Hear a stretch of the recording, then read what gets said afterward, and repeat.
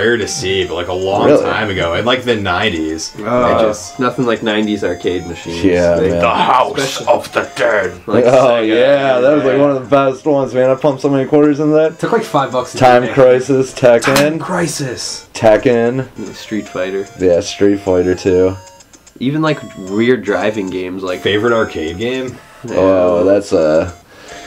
My favorite arcade game of all time is easily Marvel vs. Capcom. I was gonna say thinking about it. I used to house motherfuckers in that. I'm sorry, like or like Marvel vs. X-Men, Children of Adam, X-Men. Oh yeah, that wasn't versus. No, it's the same. Same engine. No, it's just called X-Men: Children of the Atom. Yeah, that's another one. No, but Marvel vs. Capcom 2, hands down. Yeah, I think easily X-Men my favorite. vs. Street Fighter was the original one. I also like Teenage Mutant Ninja Turtles, the arcade machine. Oh yeah, I mean, classic. You can't not. Simpsons arcade game by Konami. It just got released for Xbox 360 arcade PSN, and PlayStation Network. So if you guys are listening to this, go and download it. I know it's pretty cheap, and it's one of the best arcade games ever made. One time I played it so long, we got to the crusty hot air balloon. I don't know how far that was. Oh yeah, I think Burns is the boss of the game. I believe so. Oh man, I haven't played that. Wow, I think I'm gonna go download that tonight. Because wherever I was, probably a roller rink of some kind that I was... Oh yeah, or ice skating was probably involved, maybe? Yeah, I think it was 4 players, so... Oh, it was definitely 4 players, that's why... And people were like...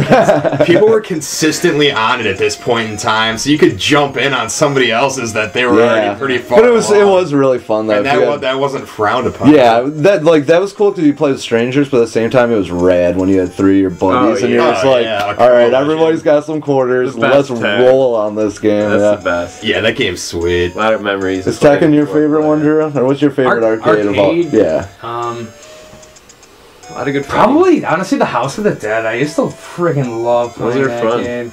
Oh man, yeah, I definitely still remember the very beginning where like isn't there like a chick like on a fountain or something, and then like the moss beast. Yeah, like a bat takes her into the air. She's like, whatever. oh no! Oh yeah, you fight. And then you go in the sewer and stuff. Then there's the guy with the big axe, and you gotta shoot him in the shoulder. Oh man, that was everywhere. I feel like Lethal Enforcers, House of the Dead, Area 50, Area 51. Yeah. Oh man. Sometimes in conjunction with Maximum Force. Oh yeah, that's true. Wait, what's the Carnival Horror? Yeah. Oh yeah. Oh, no. Carnival. Yeah, I remember being on a roller coaster, some crazy and stuff. Just popping shit with a shotgun. Yeah. And I liked Police Trainer at Theater. That's probably my real favorite. Simpsons I'm just sentimental about. Police Trainer was bonkers, and you could go on for a long time. Yeah, definitely. So I'm not against FPSs in general. Just how they progressed, I guess you would say. Yeah, Police Trainer was neat though, because there was just all this different stuff. There was one where you had to like count. Whoa. Up to 20. Oh, I think I know what you're talking about now. There was another one where like balls would shoot up and like certain color. You're talking like 2 seconds. You got to be like red, green, red, and like I mean that's. Anytime you get like pattern recognition, that pure, it was like 3rd grade Iowa test level pattern recognition in the arcade. In the arcade, yeah. Well, it sounds like it's the most bang for the buck so far. Yeah, it was. Unless you were like really good at a fighting game and like it'd just be like that's what would happen with me and Marvel vs. Capcom 2. I'd just be like next. You spend $1 for 4 hours. Yeah, because everyone else would put in the money to challenge the winner. Yeah, that's what I loved about Street Fighter 2 is loser pays. Oh yeah. So every time, man. If you know what you're doing, you're staying on the machine. You're having fun for free. I love that. How did you guys feel about like Daytona 500 or like the motorcycle games where you actually get on the motorcycle? One of my favorite arcade games was like Cruising the World or like Cruising USA. Yeah, N64. Yeah, or like Rush. Rush 2. I still have those on the N64. And, like, that was great that they actually did start Rush 2 where you could make your car just float. Do flips. Oh, Rush 2049. That's actually whoa. Yeah. I just remember you could press a button and your car would become transparent and just like float over the track for for a little bit. Oh, the reset button. It was really, really weird. So that was a really cool thing about the N64 is they ported a lot of those amazing arcade games. And they did a pretty good job. Cruising USA was on the 64. Yeah, right, and so was Cruising the World and the weird, rare Cruising Exotica. Yeah, that's the other one. I was going to call it the Cruising Extreme. Where you can hit like wallabies. You can like drive on the ceiling in a tunnel. I mean, really? It's a pretty cool game. The original one was the coolest. I would play as the bus in the Redwood Forest level in NoCal, and you go like through the sequoias and the redwoods. If you finally beat it, you get to go to the moon. Yeah, one of my favorite memories is double stomping on the gas for the first time. Your car goes like, it does like a little wheelie, and flames shoot out, and that's how you turboed. When you're a little kid and you're sitting on the motorcycle with the Genesis level graphics, though, that's a good super hang on. I mean, every Sega arcade machine, like we were talking about before, in the 90s, the Yu Suzuki was just on a hot streak. I mean, Outrun, Virtual Fighter, I mean, you got the, I forget which one it is where you're in the plane cabinet and there's like a gyroscope and you'll go all the way upside down. I know the one you're talking about. And that's all the same. Afterburner, isn't it? It might be Afterburner. That's all the same guy just making arcade hits over. You're in a gyroscope for sure. Yeah, and you can go upside down. And I definitely remember some hard Great Northern Mall sessions going down for hours and hours at a time. Anywhere at your local mall, like, you'd see the same people every, Friday or something. And you'd have to get changed from like the same greasy ass dude that like probably probably has a criminal record. Yeah, just he shouldn't be dealing with children. Just 2 strikes. Yeah. Right. I love arcades, man. I mean, there's just something about that. So dark and smelly. So it might be like there's shady things going on in the back. Yeah, there's always like a kid. Yeah, there's always like a kid smoking. Like, you're not allowed to smoke in here. Yeah. No rules. Kid with like a hard badass. Yeah, a kid with like a hard leather on. Just like, man.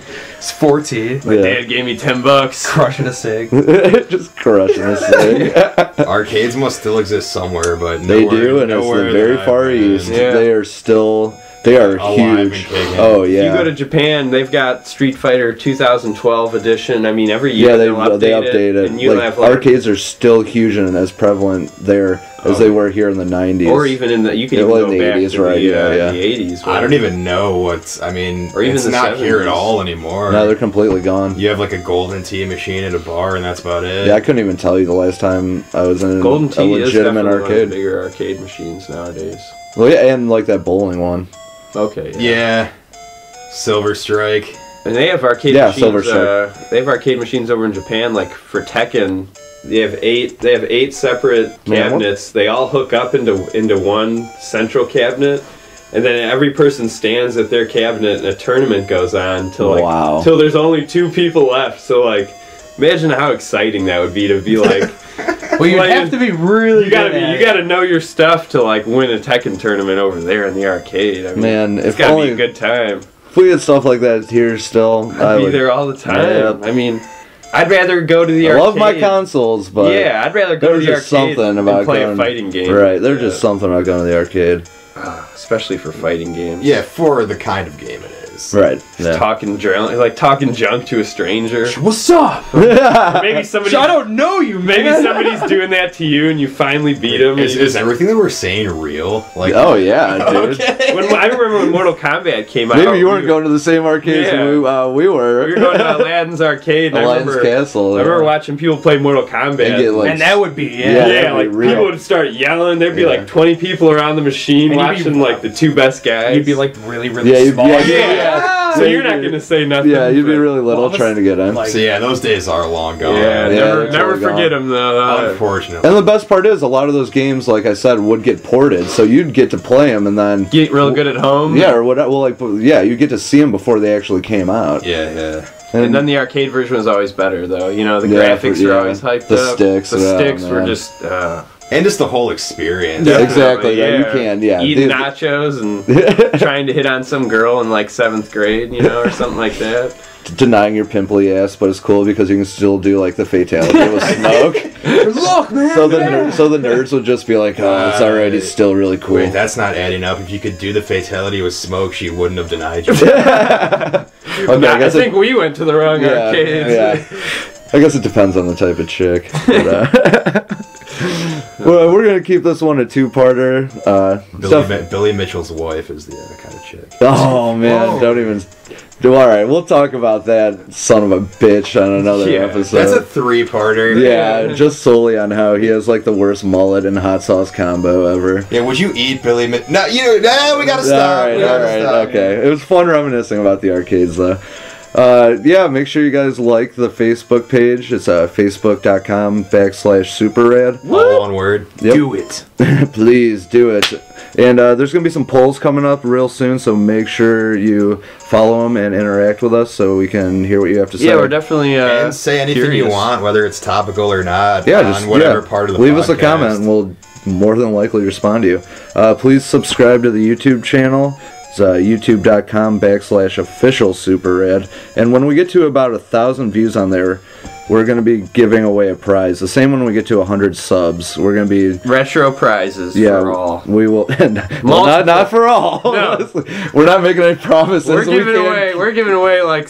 We'll give away some video games and some other stuff. Yeah, we'll give 100th sub. That's a guarantee you're getting something. You're definitely getting something. Take a screenshot. It might be harder to track the... subscriber or whatever. Yeah, the viewer. That'd be impossible. But, yep, I'm Tooth. I'm Mike. I'm Nick. And I'm Drew. And thanks for listening. Get rad. Stay rad. Be rad.